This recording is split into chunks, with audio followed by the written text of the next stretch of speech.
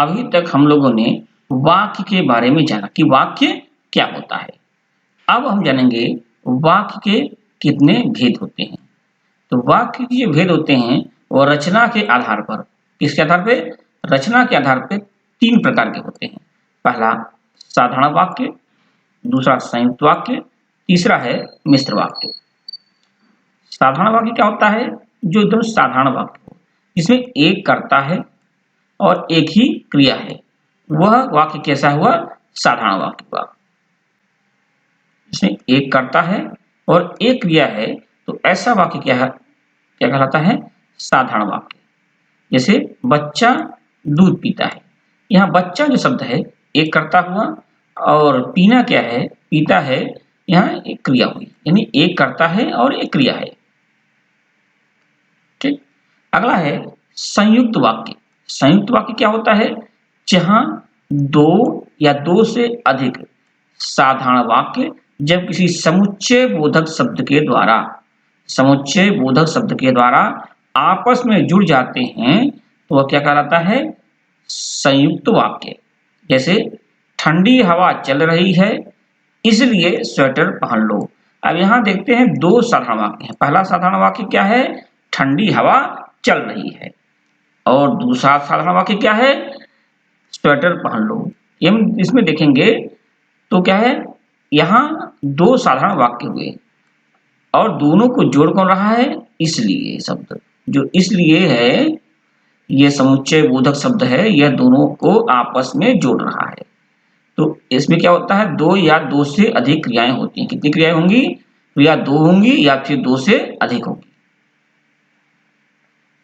ये हुआ संयुक्त वाक्य। अब आते हैं मिश्रित वाक्य पर, जिसे मिश्र वाक्य भी कहा जाता है। ऐसे वाक्य जिनमें सरल वाक्य के साथ साथ कोई दूसरा उपवाक्य भी शामिल हो, तो ऐसे में उसे क्या कहते हैं? मिश्र वाक्य।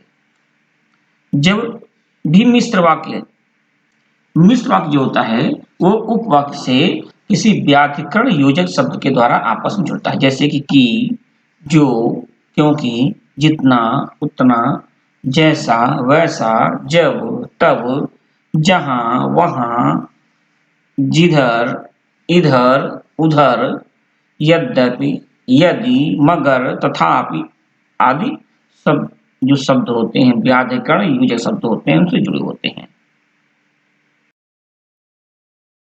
अब हम इसको कुछ उदाहरण के माध्यम से समझते हैं। जैसे कि अच्छा बच्चा मीठा दूध अच्छी तरह पीता है। अब यहाँ हम देखते हैं, यह जो पहला है अच्छा बच्चा, ये क्या है? उद्देश्य है। क्या है? उद्देश्य है। यह वाक्य इतना बड़ा होने के बाद भी साधारण वाक्य ही है। जैसे कि अच्छा बच्चा, यह है इसका विस्तार। क्या है? बच्चा का विस्तार क्या हुआ? अच्छा, यानी उसका विशेषण हुआ, उसकी विशेषता बता रहा है। अगला है मीठा दूध अच्छी तरह पीता है। यहाँ मीठा दूध, ये क्या? दूध क्या है? कर्म है और पीना क्या है? क्रिया है। परंतु ये पूरा शब्द जो आएगा हमारा यहाँ तक विधेय है। क्या है? विधेय है। अगला उदाहरण देखते हैं। ठंडी हवा चल रही थी इसलिए जल्दी न उठ सका। यहाँ देखते हैं ये 2 साधारण वाक्य हैं। पहला साधारण वाक्य क्या है? ठंडी हवा चल रही थी। अगला क्या है? जल्दी न उठ सका। और इन दोनों को जोड़ रहा है शब्द क्या है? इसलिए। तो इस तरह कौन सा वाक्य हुआ? यह संयुक्त वाक्य है। संयुक्त वाक्य हुआ। इस तरह कौन सा वाक्य हुआ? संयुक्त वाक्य हुआ। यानी 2 साधारण वाक्य को जोड़ करके जो नया शब्द बना वो क्या है? संयुक्त वाक्य। मैंने तुम्हारे भाई की काफी प्रतीक्षा की पर तुम्हारा भाई नहीं आया। यहाँ देखते हैं 2 वाक्य हुए।